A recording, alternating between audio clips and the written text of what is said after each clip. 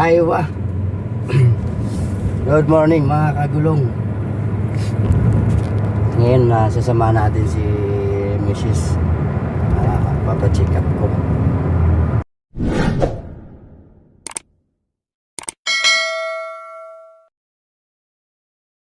Sobra yata kagabi. Loko. Ito na. So pupunta tayo ngayon sa clinic ng Saudi mga kagulong. At ano ko pala i-flex ko. Mga gulong, dati pagkakalam ko, pag hindi Saudi hindi ka pwede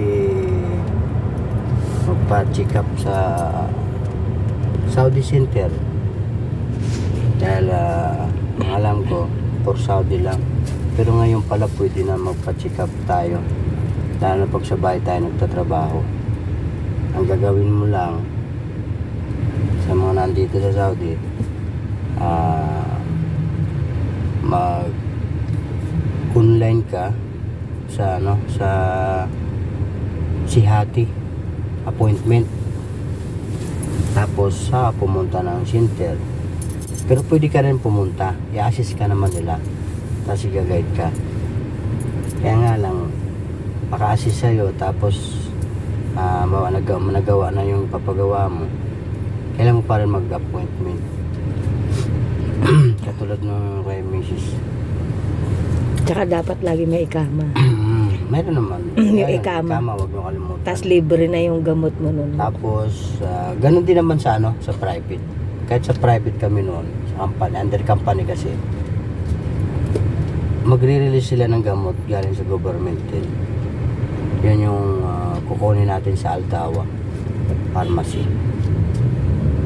Mag-message yung Watify, tapos andun yung code, bibigay sa'yo yung code para i-claim mo yung gamot dun sa sa Aldawa Pharmacy. Gamit yung code lang na yun, at ang magbabayad ng government ng Saudi. Galing, no? Sana all meron sa Pilipinas na ganito. Di mo na bibili yung Meron gamot. ganito sa Pilipinas, malasakit, katakot-takot naman na sistema. Requirements, dito wala akong requirements. Ikama lang dito, mga kagulong. Yung resident permit, ika nga. Dahil doon sa resident permit na yun, nandun na lahat ng details mo kung sino ka, kung halimaw ka man o taga saan ka. Yan ang dapat maano natin sa Pilipinas. Dapat ganun ang sistema. Hindi yung may barangay clearance, ID clearance, PL clear, lahat ng ID yata nandun na. So Good luck sa kanya. good luck. Pakita mo dati, nakita mo na. Good luck yung sa lumagpas. Tayo sa stop. Pula na dumiretso pa rin siya. Nagkano yung ng pato, May boss? bago ngayong batas sa Saudi, magulong yung mga kapwa ko driver. 6,000 real na yung mag cross the red light ka. 6,000 real. Isipin mo, kulang-kulang 100,000 yan. Mga 6,000, baka 80,000 siguro yan. Yun. So napakalaki ng kuan.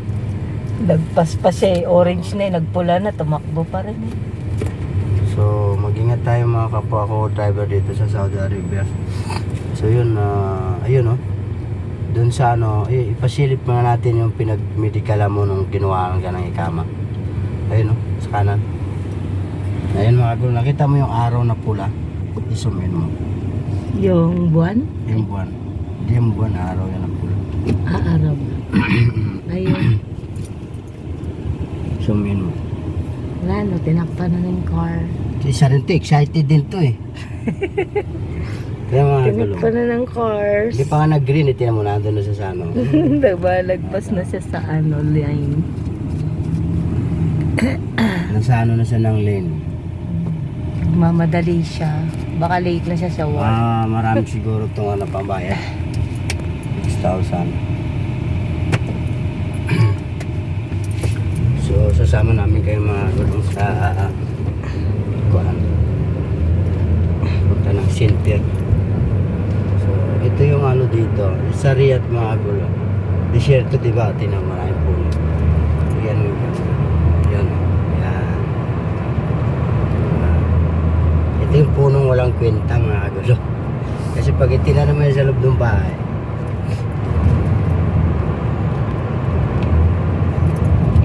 papasok yan sa loob ng kubita, yung ugat. Yung magbabara yan. Kaya walang kwenta yan sa tabi ng bahay. Dito lang yan sa highway. Hindi siya pwede itanim sa tabi ng bahay. Good luck sa mga septic tank.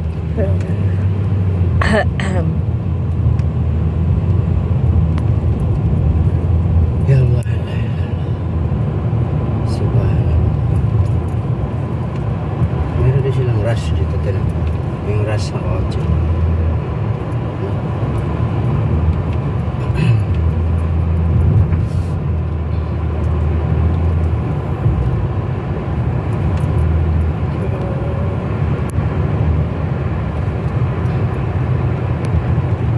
Kita yung mga gulong dito. Dito sa Saudi. Wala kang makita dito naglalakad. Ako lang naglalakad dito. Papunta supermarket. Dahil nahiya ako magkiram ng sasakyan. Ito yung bus nila. Yung bus nila libre yan. Hanggang ngayon libre pa rin. Oh, libre yan. Ano daw yan, 9 months yata. Libre. Parang dry run nila. Tapos yun yung ano, train station. Yun. Kita mo ba? Train station.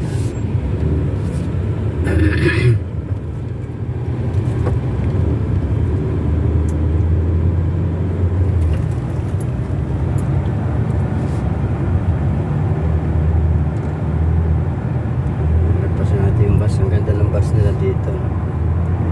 Ito sa atin, carousel pero may bayan.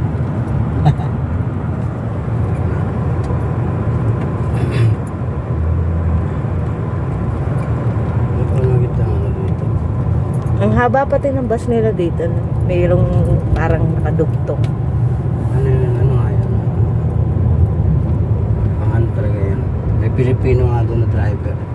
Oh, magkano kaya sahod ng mga ganun? Yung pala. Alamin ko pala. Baka pag sunod ko na balik, magbabas na ako. Nilipat ako sa bus.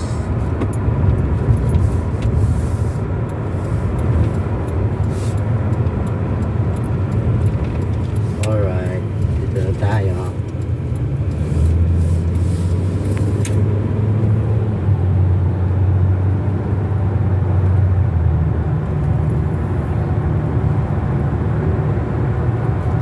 Okay na?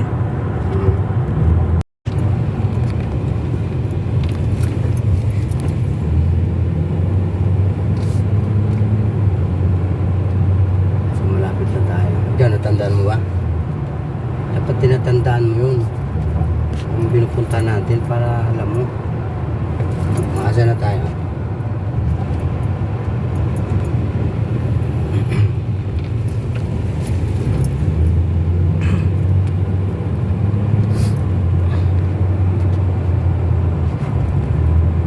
Tayo sa...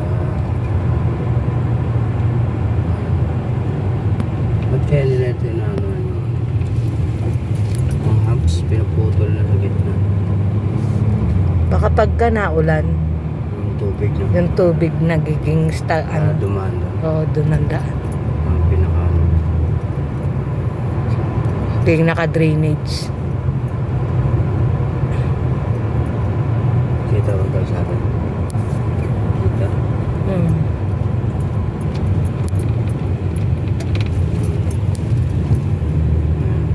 Ay! School yan oh. School.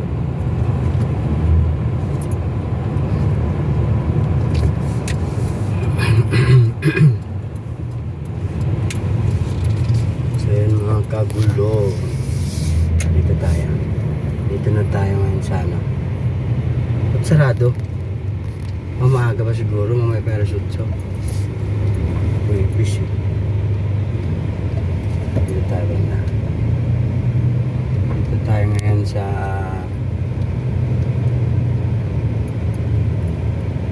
center. Ayan. I-post mo. Ayan, dito na tayo mga gulong. Yan yung Saudi Center dito sa Saudi. Libre lahat dyan mga kagulong. Kaya wala kang alalahanin. Ito ipapacheck up natin si Madam. Madam, ano bang kailangan mo sa center na to? Diabetes check. Krispy Kreme pa. Hindi nga ako nagki-crispy check. Rin eh. Hindi nga ako mahilig sa mga matatamis. Dito yung mga bahay nila dito. Simple lang mga kagulong. Hindi nga ako mahilig sa matatamis. Sira-sira na yung plug niya. So yun mga kagulong, andito na nga kami. So sana may mga kapwa ko FW man nakuha kayo na technique regarding sa paano magpa-check up na libre mga kagulong. Yung boss namin nagturo niyan. Sa kaway dyan oh.